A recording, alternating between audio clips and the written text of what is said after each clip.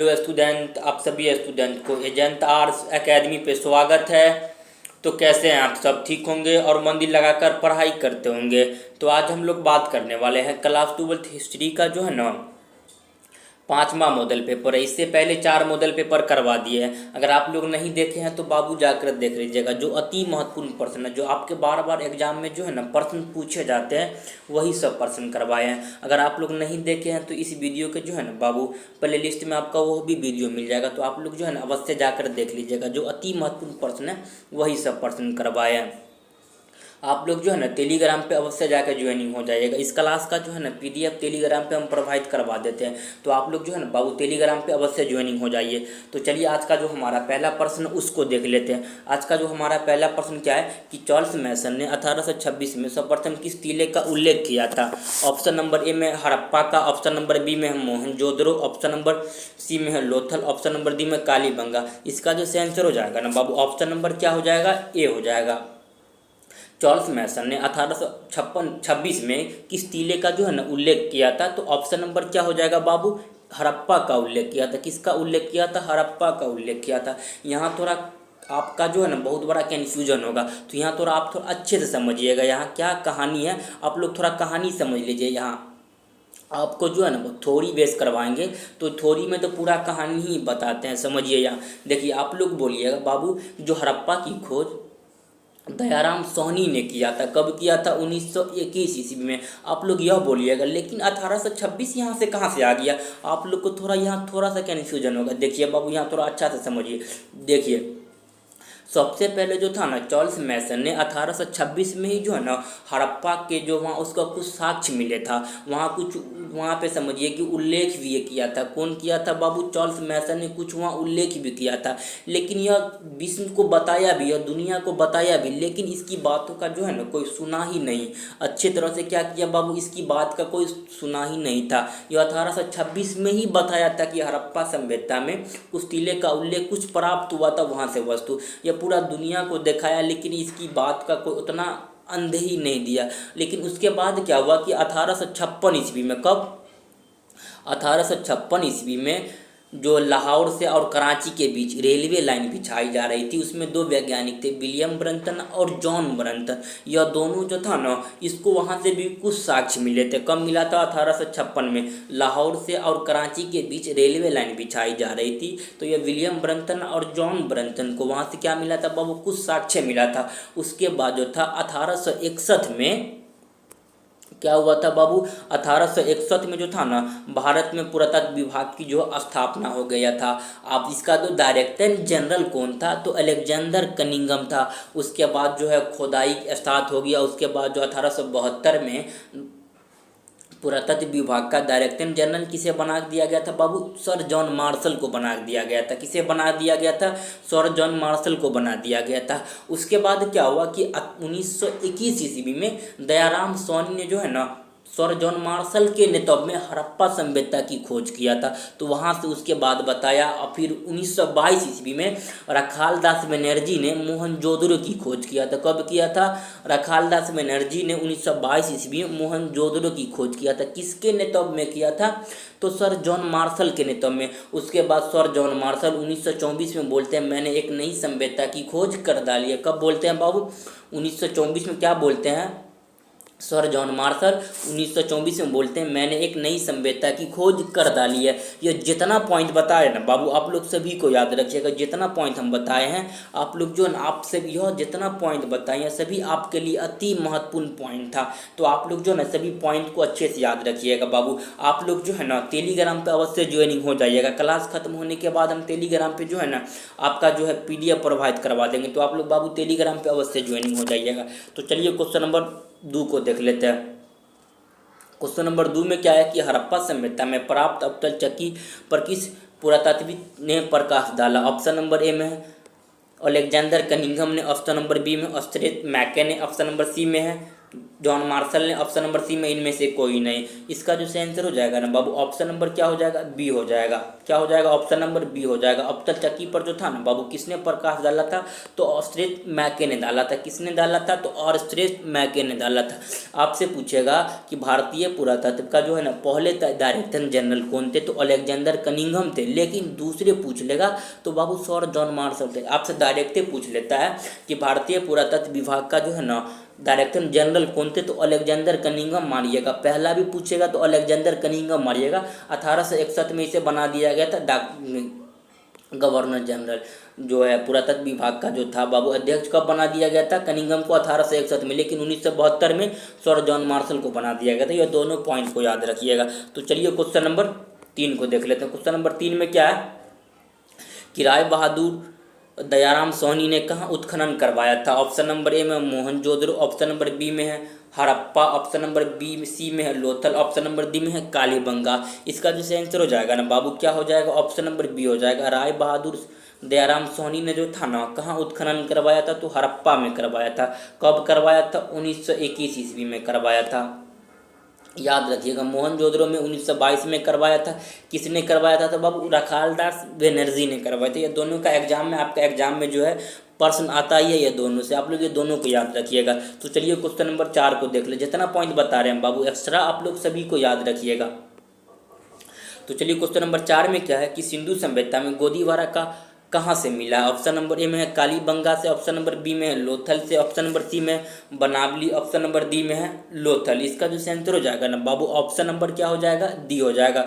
जो गोदीवारा का जो है ना प्रमाण कहाँ से मिला है, तो लोथल से मिला। कहाँ से मिला है, लोथल से मिला। ऑप्शन नंबर क्या हो जाएगा बाबू, डी हो जाएगा। क्या हो जाएगा, डी हो जाएगा। आपसे पूछेगा लोथल से जो है ना बाबू बंदरगाह कहीं कहीं रहता है ऑप्शन में। आपसे पूछेगा बंदरगाह कहाँ से मिला है, तो लोथल से ही मिला।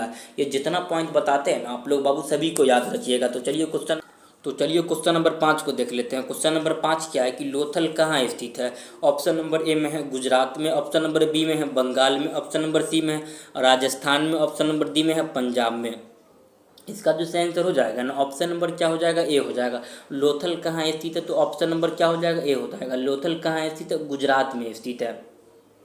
जो आपके एग्जाम में जो है ना पूछा हुआ प्रश्न है। कभी कभी जो है ना यहाँ से घुमा के क्वेश्चन पूछता है। क्या पूछता है कि लोथल का जो है ना खोजकर्ता का क्या नाम था। कभी कभी जो आपके एग्जाम में यह भी क्वेश्चन क्या किया है, पूछा हुआ क्वेश्चन है। लोथल का जो है ना खोजकर्ता का क्या नाम था, SR राव। किसने किया था बाबू लोथल का जो है ना खोज, किसने किया था, तो SR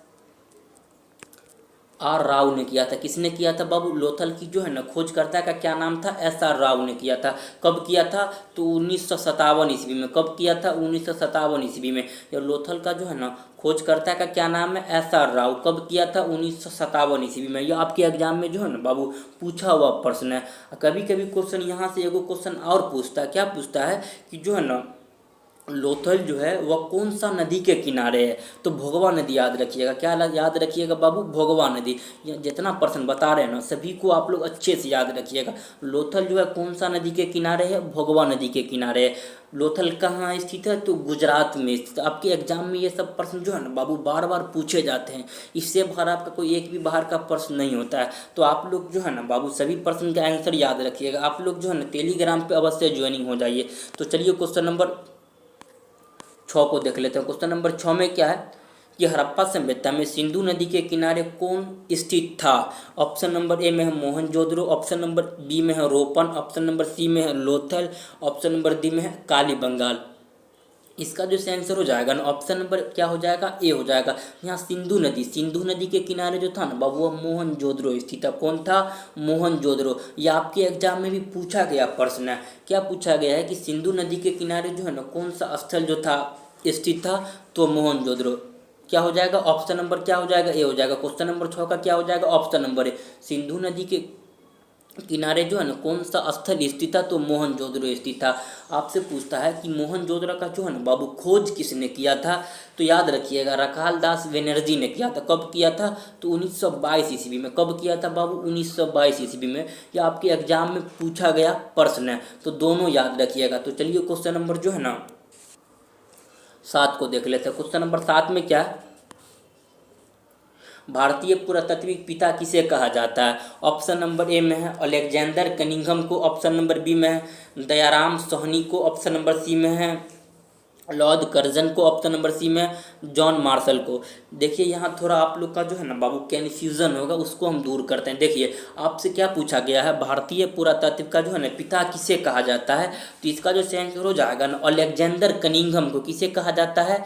अलेक्जेंडर कनिंघम को। आपसे पूछता जो है ना भारतीय पुरातत्व का पहले डायरेक्टर जनरल कौन थे या पहले पिता कौन थे, तभी अलेक्जेंडर कनिंघम ही क्या होता, आंसर होता। लेकिन आपसे पूछता कि भारतीय पुरातत्व का दूसरा पिता कौन था, तो क्या हो जाता सर जॉन मार्शल। कौन थे? Sir John Marshall. लेकिन आपसे क्या पूछा गया है, अगर डायरेक्ट क्वेश्चन पूछ रहा है कि भारतीय पुरातत्व का पिता किसे कहा जाता है, तो अलेक्जेंडर कनिंघम को। अगर आपसे यहाँ कहीं दूसरा पूछ लेता तो दूसरा सर जॉन मार्शल होता। अगर पहला भी पूछता है तो पहले का क्या नाम था, अलेक्जेंडर कनिंघम। आपका यहाँ बहुत बड़ा कन्फ्यूजन हो जाता है आप लोग में, समझे? तो ये कन्फ्यूजन को आई होप आप लोग को ये समझ में आ गया होगा। आपसे पूछेगा कि भारतीय पुरातत्व का जो है ना पिता किसे कहा जाता है, तो अलेक्जेंडर को, कनिंघम को। लेकिन आपसे पूछेगा कि भारतीय पुरातत्व का पहले पिता कौन थे या पहले डायरेक्टर जनरल कौन थे, तो अलेक्जेंडर कनिंघम थे। लेकिन आपसे दूसरा पूछेगा तो जॉन मार्शल होगा। क्या होगा?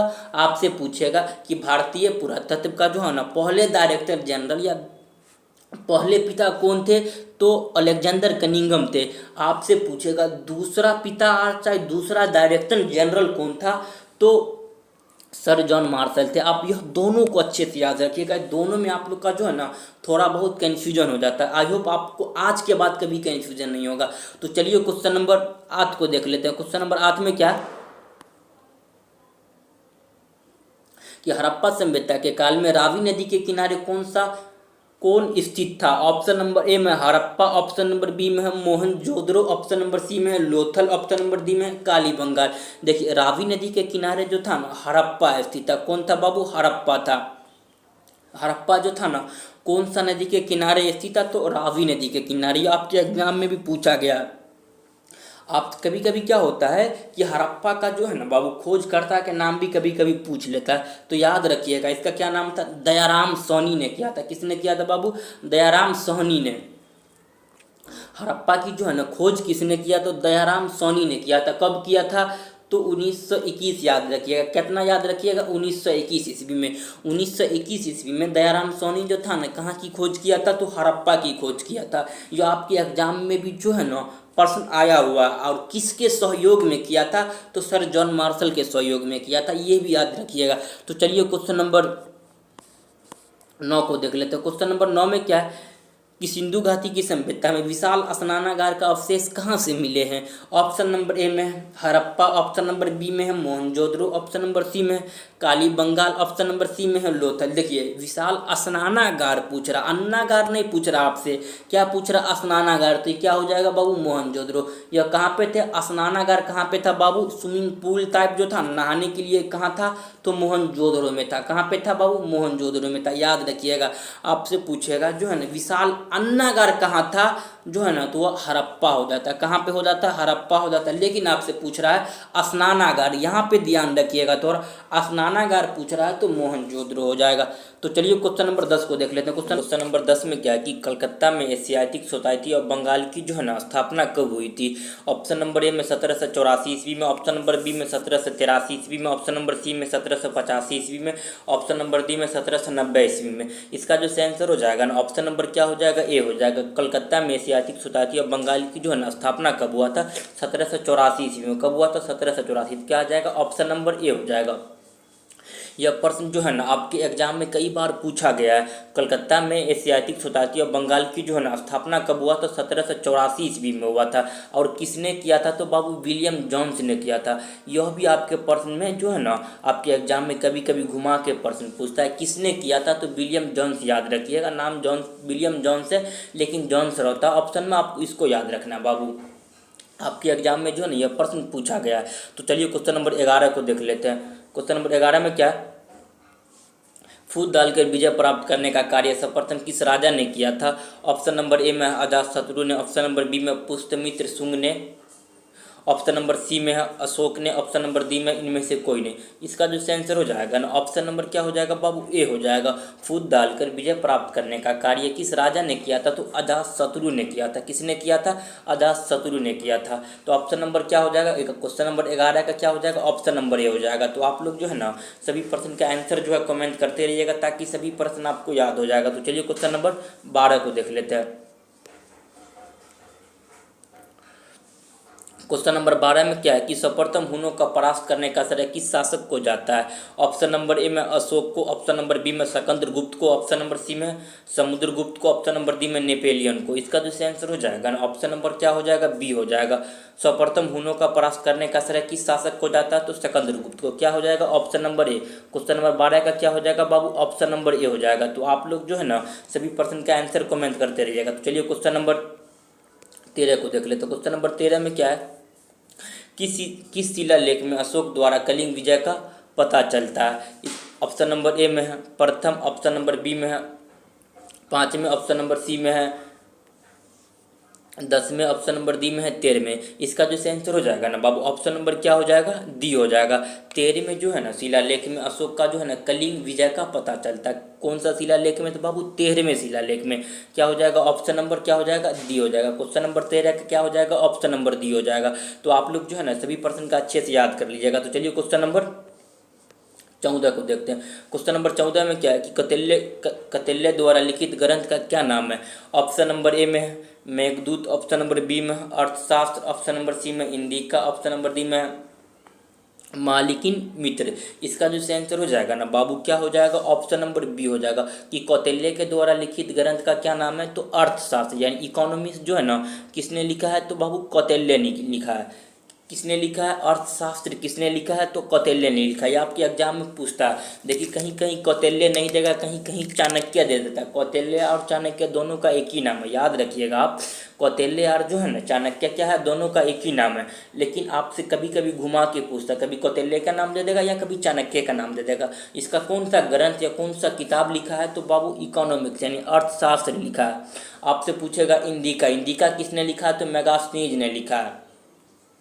यह भी प्रश्न कई बार आपके आते हैं एग्जाम में, आपसे पूछेगा इंदिका की रचना किसने किया, तो मेगास्थनीज ने किया। अर्थशास्त्र की किसने किया है, तो कौटिल्य ने किया है। याद रखिएगा बाबू। तो चलिए क्वेश्चन नंबर 15 को देख लेते हैं। क्वेश्चन नंबर 15 में क्या है, निम्नलिखित में से मेगास्थनीज द्वारा लिखित पुस्तक कौन सी थी। अभी आ गया प्रश्न। ऑप्शन नंबर क्या है, अर्थशास्त्र, ऑप्शन नंबर बी में इंदिका, ऑप्शन नंबर सी में मेघदूत, ऑप्शन नंबर डी में इनमें से कोई नहीं। अभी हम बताए हैं कि जो है ना मेगास्थनीज के द्वारा कौन सा पुस्तक लिखा गया था, तो बाबू इंदिका। कौन सा पुस्तक लिखा गया था, इंदिका। मेगास्थनीज के द्वारा कौन सा पुस्तक लिखा गया था, तो इंदिका। अब अर्थशास्त्र किसने लिखा था, आप लोग कमेंट कर दीजिएगा। और मेगास्थनीज जो है ना कौन सा पुस्तक लिखा है उसका क्या नाम है, बाबू इंदिका। यह आपके एग्जाम में कई बार दोनों में से 100% आप श्योर रहिए, यह प्रश्न आएगा ही एग्जाम में। तो चलिए क्वेश्चन नंबर 16 को देख लेते हैं। क्वेश्चन नंबर 16 में क्या है, अभिज्ञान शकुंतलम का जो है ना लेखक कौन है। ऑप्शन नंबर ए में है कालिदास, ऑप्शन नंबर बी में बाणभट्ट, ऑप्शन नंबर सी में अश्वघोष, ऑप्शन नंबर डी में कौटिल्य। इसका जो आंसर हो जाएगा ना बाबू ऑप्शन नंबर ए हो जाएगा कि अभिज्ञान शकुंतलम का जो है ना लेखक कौन है, तो कालिदास। कौन है, कालिदास। अभिज्ञान शकुंतलम का जो है ना लेखक कौन है, कालिदास। क्या हो जाएगा, option number A. Question number 16 का क्या हो जाएगा, ऑप्शन नंबर ए हो जाएगा। यही सब प्रश्न जो है ना आपके एग्जाम में पूछे जाते हैं। इससे बाहर आपका कोई एक भी बाहर का प्रश्न नहीं होता वहाँ पे, यही सब प्रश्न होता है, समझे। तो आप लोग सभी प्रश्न को अच्छे से याद कर लीजिएगा। यही सब प्रश्न आपके एग्जाम में पूछे जाएंगे, इससे बाहर आपको एक भी बाहर का प्रश्न नहीं होगा। तो चलिए क्वेश्चन नंबर 17 को देख लेते हैं। क्वेश्चन नंबर 17 में क्या है कि प्रयाग परिस्थिति का संबंध किस गुप्त शासक से है। देखिए बाबू यहाँ गुप्त पूछ रहा है, किस गुप्त शासक से है। ऑप्शन नंबर ए में चंद्रगुप्त प्रथम, ऑप्शन नंबर बी में समुद्रगुप्त, ऑप्शन नंबर सी में है सिकंदरगुप्त, ऑप्शन नंबर डी में है चंद्रगुप्त विक्रमादित्य है। इसका जो आंसर हो जाएगा ना बाबू ऑप्शन नंबर क्या हो जाएगा, बी हो जाएगा, समुद्रगुप्त से है। प्रयाग प्रशस्ति का संबंध किस गुप्त शासक थे, तो समुद्रगुप्त। क्या हो जाएगा बाबू ऑप्शन नंबर क्या हो जाएगा, बी हो जाएगा। क्वेश्चन नंबर 17 का क्या हो जाएगा, ऑप्शन नंबर बी हो जाएगा। ये आपके एग्जाम में जो है ना बाबू वेरी वेरी इंपॉर्टेंट क्वेश्चन है, याद रखिएगा इसको। तो चलिए क्वेश्चन नंबर 18 को देखते हैं। क्वेश्चन नंबर 18 में क्या, अर्थशास्त्र एवं इंडिका इंडिका की किस राजवंश की जो है ना हमें जानकारी मिलता है। अर्थशास्त्र एवं इंडिका से जो है ना बाबू किस राजवंश की जो है जानकारी मिलती है। तो ऑप्शन नंबर ए में है मौर्य, ऑप्शन नंबर बी में है गुप्त, ऑप्शन नंबर सी में है कुषाण, ऑप्शन नंबर डी में है सातवाहन। इसका जो आंसर हो जाएगा ना बाबू ऑप्शन नंबर ए हो जाएगा। अर्थशास्त्र एवं इंडिका से जो है ना कौन सा राजवंश की जानकारी मिलती है, तो मौर्य वंश की जानकारी मिलती है। किसकी जानकारी मिलती है बाबू, मौर्य वंश की जानकारी मिलती है। ऑप्शन नंबर क्या हो जाएगा, ए हो जाएगा। क्वेश्चन नंबर 18 का क्या हो जाएगा बाबू, ऑप्शन नंबर ए हो जाएगा। जितना प्रश्न बताते हैं ना यही सब प्रश्न जो है ना बाबू आपके एग्जाम में पूछे जाते हैं। इससे बाहर आपको एक भी बाहर का प्रश्न नहीं मिलेगा देखने के लिए। तो आप लोग जो है ना सभी प्रश्न का आंसर कमेंट करते रहिएगा। तो चलिए क्वेश्चन नंबर 19 को देख लेते हैं। क्वेश्चन नंबर 19 में क्या है कि उपनिषदों की संख्या कितनी थी। ऑप्शन नंबर ए में 108, ऑप्शन नंबर बी में 104, ऑप्शन नंबर सी में 110, ऑप्शन नंबर डी में 150। इसका जो आंसर हो जाएगा ना बाबू ऑप्शन नंबर क्या हो जाएगा, ए हो जाएगा। उपनिषदों की संख्या कितनी थी, 108। क्या हो जाएगा क्वेश्चन नंबर 19 का ऑप्शन नंबर ए हो जाएगा। तो आप लोग जो है ना सभी प्रश्न का आंसर कमेंट करते रहिएगा। तो चलिए क्वेश्चन नंबर 20 को देख लेते हैं। क्वेश्चन नंबर 20 में क्या है कि फाहियान किसके शासनकाल में भारत आया था। ऑप्शन नंबर ए में है समुद्रगुप्त, ऑप्शन नंबर बी में है रामगुप्त, ऑप्शन नंबर सी में है सिकंदर गुप्त, ऑप्शन नंबर डी में है चंद्रगुप्त विक्रम आदित्य। इसका जो आंसर हो जाएगा ना बाबू ऑप्शन नंबर क्या हो जाएगा, डी हो जाएगा। क्या हो जाएगा ऑप्शन नंबर डी। फाहियान जो था ना चंद्रगुप्त विक्रम आदित्य के शासनकाल में भारत आया था। कब आया था बाबू, यह 399 में आया था। कब आया था, 399 में आया था। यह दोनों प्रश्न जो है ना बाबू आपके एग्जाम में पूछा गया प्रश्न है। यह दोनों जो बताए हैं ये आपके एग्जाम में प्रीवियस ईयर देखिएगा बाबू, तो आपके एग्जाम में जो है ना पूछा हुआ ये प्रश्न है। ये चंद्रगुप्त द्वितीय भी कहीं कहीं लिखा रहेगा तो आप लोग टिक करिएगा। जरूरी नहीं है कि विक्रम आदित्य भी लिखा रहेगा। अगर चंद्रगुप्त द्वितीय लिखा रहेगा तो वहाँ टिक कर लीजिएगा। समझे, दोनों एक ही है। चंद्रगुप्त द्वितीय या विक्रम आदित्य दोनों का क्या नाम है, नाम एक ही है। कब आया था बाबू, 399 ईसा पूर्व में। तो ये आपके एग्जाम में जो है ना ये पूछा गया प्रश्न है, तो याद रखिएगा। तो चलिए क्वेश्चन नंबर 21 को देख लेते हैं। क्वेश्चन नंबर 21 में क्या है कि मेगास्थनीज कौन था। ऑप्शन नंबर ए में है यात्री, ऑप्शन नंबर बी में व्यापारी, ऑप्शन नंबर सी में है राजदूत, ऑप्शन नंबर डी में है गुलाम। इसका जो आंसर हो जाएगा ना ऑप्शन नंबर क्या हो जाएगा, सी हो जाएगा। क्या हो जाएगा, सी हो जाएगा।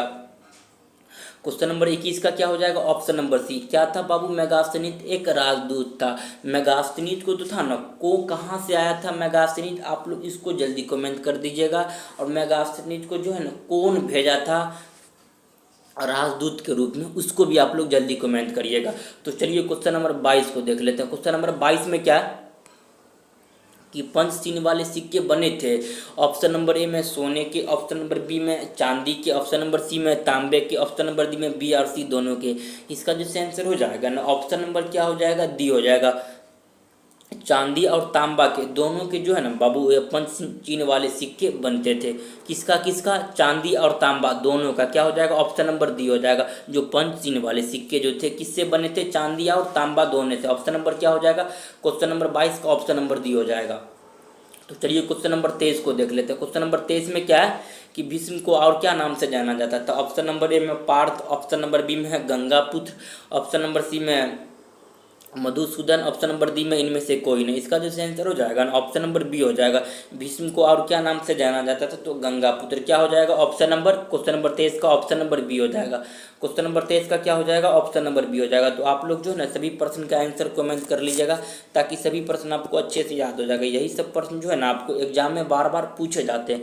तो चलिए क्वेश्चन नंबर 24 को देख लेते हैं। क्वेश्चन नंबर 24 में क्या कि अभिमन्यु किसका पुत्र था। ऑप्शन नंबर ए में है भीम का, ऑप्शन नंबर बी में अर्जुन का, ऑप्शन नंबर सी में नकुल का, ऑप्शन नंबर डी में सहदेव का। इसका जो आंसर हो जाएगा ना ऑप्शन नंबर क्या हो जाएगा, बी हो जाएगा। अभिमन्यु किसका पुत्र था, तो अर्जुन का पुत्र था। क्या हो जाएगा ऑप्शन नंबर बी हो जाएगा। क्वेश्चन नंबर जो है ना 24 का क्या हो जाएगा, ऑप्शन नंबर बी हो जाएगा। अभिमन्यु किसका पुत्र था, तो अर्जुन का पुत्र था। ऑप्शन नंबर क्या हो जाएगा, बी हो जाएगा। तो चलिए क्वेश्चन नंबर 25 को देख लेते हैं। क्वेश्चन नंबर 25 में क्या है कि द्रौपदी को स्वयंवर में किसने जीता था। ऑप्शन नंबर ए में है भीम, ऑप्शन नंबर बी में अर्जुन, ऑप्शन नंबर सी में दुर्योधन, ऑप्शन नंबर डी में है कर्ण। इसका जो आंसर हो जाएगा ना ऑप्शन नंबर क्या हो जाएगा, बी हो जाएगा। द्रौपदी को जो है ना स्वयंवर में किसने जीता था, तो अर्जुन ने जीता था। क्या हो जाएगा ऑप्शन नंबर बी हो जाएगा। क्वेश्चन नंबर 25 का क्या हो जाएगा बाबू, ऑप्शन नंबर बी हो जाएगा। तो जितना प्रश्न बताए हैं ना बाबू, आप लोग सभी प्रश्न का आंसर जो है ना कमेंट करते रहिएगा, ताकि सभी प्रश्न आपको बहुत अच्छे से याद हो जाएगा। आप लोग जो है ना बाबू टेलीग्राम पे अवश्य ज्वाइनिंग हो जाइएगा। इस क्लास का पीडीएफ टेलीग्राम पे हम प्रोवाइड करवा देते हैं, आप टेलीग्राम पे अवश्य ज्वाइनिंग हो जाइए। तो चलिए हम लोग मिलते हैं नेक्स्ट क्लास में, तब तक के लिए जय हिंद जय भारत।